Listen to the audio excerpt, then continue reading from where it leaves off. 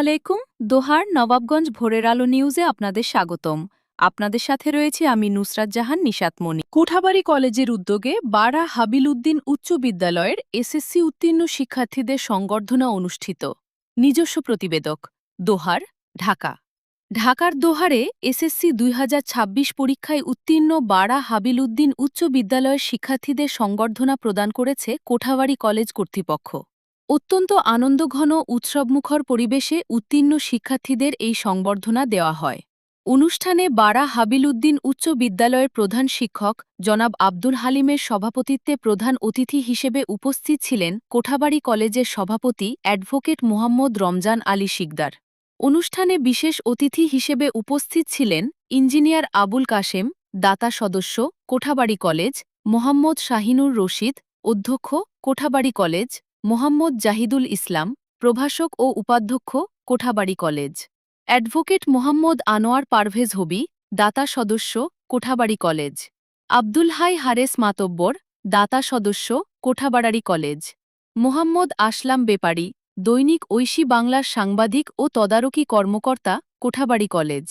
এছাড়াও উপস্থিত ছিলেন আবুল কালাম শিকদার, কোঠাবাড়ি কলেজের দাতা সদস্য হওয়ার সদয় ঘোষণা দেন।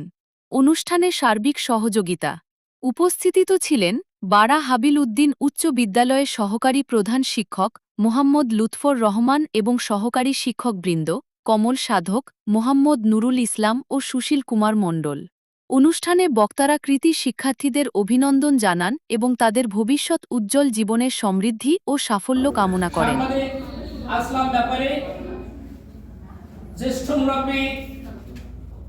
মোহাম্মদ আব্দুল হাই হারেস সহ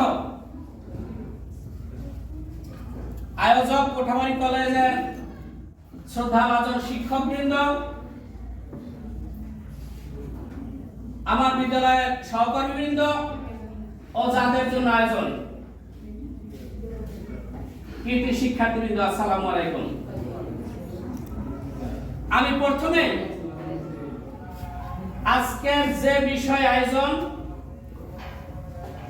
কৃতি শিক্ষার্থীবৃন্দ, তোমরা তোমাদের পরিশ্রম, অধ্যবসায় এবং মেধার মাধ্যমে 100% আবাদ ঘোষণা করলাম।